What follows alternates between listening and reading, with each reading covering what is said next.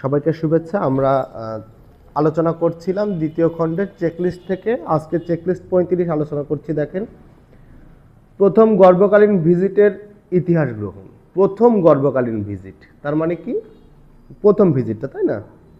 গ্রহীতার সাথে সুসম্পর্ক গড়ে তুলুন, গ্রহীতাকে সম্ভাষণ জানান এবং নিজের পরিচয় দিন, গোপনীয়তা নিশ্চিত করুন, গ্রহীতা বোঝেন এমন ভাষায় কথা বলুন। তার মানে কি বললো এখানে?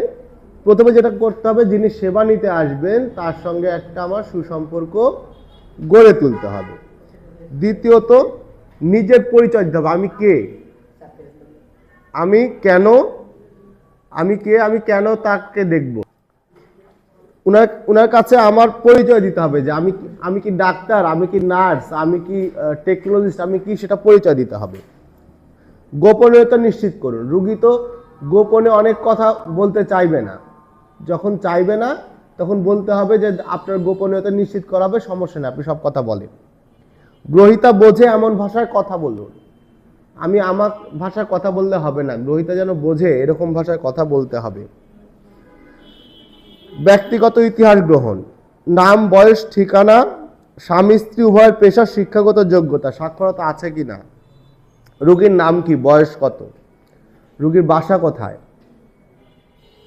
স্বামী স্ত্রী উভয়ের পেশা কি, তারা কি কাজ করেন, শিক্ষাগত যোগ্যতা কতটুকু। এই ইতিহাস যদি আমি নিতে পারি তাহলে আমার তার সঙ্গে কথা বলাটা সহজ হয়ে যাবে। বর্তমান অসুস্থতা কি, কি সমস্যা নিয়ে আসছে, সকালে অসুস্থতা বোধ, বমির ভাব, বমি হয় কিনা বা অতিরিক্ত বমি হয় কিনা, এই বিষয়ে আমাকে জানতে হবে।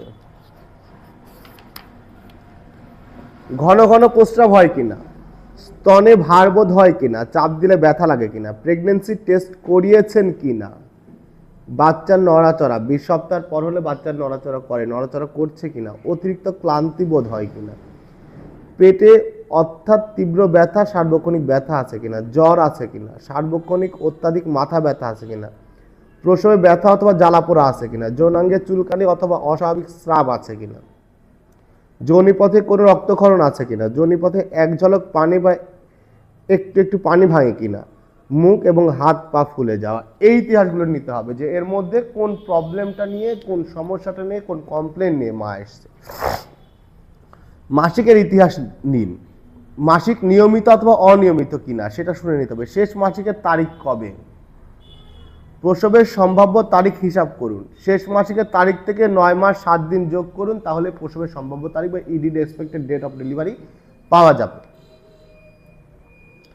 গর্ভের ইতিহাস নিতে হবে। মোট কতবার গর্ভবতী হয়েছেন, পূর্বের গর্ভাবস্থায় নিচের কোনো সমস্যা ছিল কিনা, উচ্চ রক্তচাপ ছিল কিনা, অজ্ঞান হওয়ার কোনো ইতিহাস আছে কিনা, অত্যাধিক রক্তক্ষরণ, গুরুতর সংক্রমণ, জীবিত সন্তানের সংখ্যা, কয়বার উনি গর্ভবতী হয়েছিলেন, কয়টা বাচ্চা জীবিত আছে বা কোনো বাচ্চা মারা গিয়েছে কিনা, এই ইতিহাস নিতে হবে। পরিণত সময় সন্তান প্রসবের সংখ্যা। কিছু কিছু সন্তান আছে না, প্রিম্যাচিউর বেবি হয়, বাচ্চা ঠিকমতো পরিপক্ক হওয়ার আগেই ডেলিভারি হয়ে যায়, সেগুলো ইতিহাস নিতে হবে। গর্ভপাত বা সন্তান নষ্ট হওয়ার বা এমআর করার সংখ্যা বা এমআর করেছিলেন কিনা সেই ইতিহাস নিতে হবে। মৃত শিশুর জন্ম, বাচ্চা মৃত্যুর জন্মের কতদিন পর, বাচ্চা জন্ম নেওয়ার কতদিন পর মৃত্যুবরণ করেছে সেটা শুনে নিতে হবে। সর্বশেষ প্রসবের তারিখ শুনে নিতে হবে। ছোট বাচ্চার বয়স কত শুনে নিতে হবে। প্রসবের ধরন, স্বাভাবিক, সিজারিয়ান বা কোনো ইনস্ট্রুমেন্টাল ডেলিভারি কিনা সেটা শুনে নিতে হবে। পূর্বের সন্তান প্রসবের সময় কোনো সমস্যা হয়েছিল কিনা, পূর্বের সন্তান কোথায় প্রসব করেছিলেন, বাড়িতে নাকি হসপিটালে, সেটা শুনে নিতে হবে। কে প্রসব করিয়েছিলেন, ডাক্তার, সিস্টার বা মিডওয়াইফারি বা ধাত্রী, কে প্রসব করিয়েছিলেন সেটা শুনে নিতে হবে। মেডিকেল অসুস্থতার ইতিহাস গ্রহণ করুন। উচ্চ রক্তচাপ, অতিরিক্ত রক্ত স্বল্পতা, ডায়াবেটিস, জন্ডিস, যক্ষা, হার্টের কোনো সমস্যা, যৌনিপথের স্রাব, যৌনবাহিত রোগ, এগুলো মেডিকেল ইতিহাস নিতে হবে আমাদেরকে। অস্ত্রোপচারের ইতিহাস নিতে হবে। ঔষধের ইতিহাস নিতে হবে। বর্তমানে কোনো ওষুধ খাচ্ছেন কিনা, কোনো ওষুধে অ্যালার্জি আছে কিনা। পারিবারিক ইতিহাস গ্রহণ করতে হবে। পারিবারিক কারো ডায়াবেটিস আছে কিনা, উচ্চ রক্তচাপ, যমজ শিশু, অস্বাভাবিক শিশু, হাঁপানি, এগুলো আছে কিনা।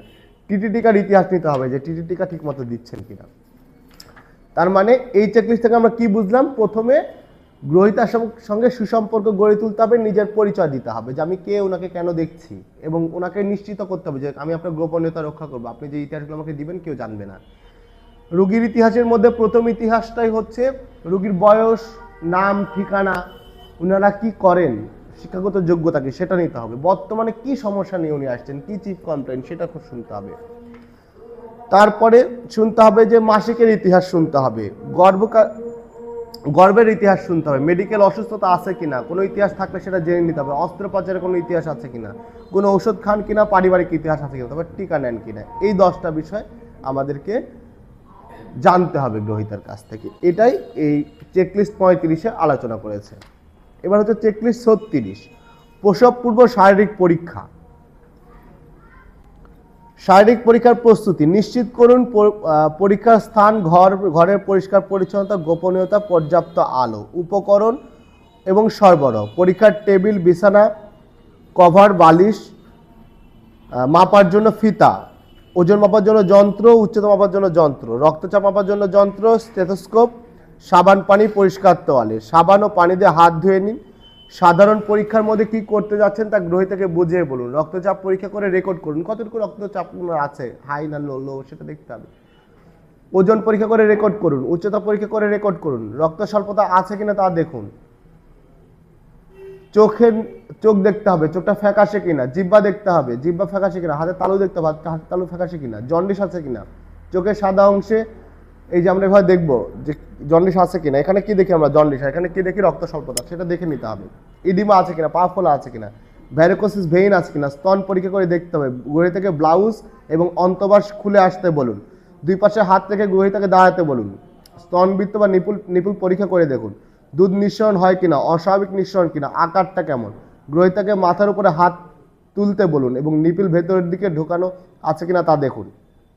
গ্রহীতাকে পরীক্ষার টেবিলে শুয়ে পড়তে বলুন এবং এক হাত মাথার ওপর রাখতে বলুন, হাতের আঙুল ফোলার অংশের সাহায্যে, আচ্ছা প্যাড অফ ফিঙ্গারের সাহায্যে দেখতে হবে। ধীরে ধীরে আঙুলের সাহায্যে বাম স্তন বৃত্তাকার পরীক্ষা করে ডান স্তনের দিকে যেতে থাকুন।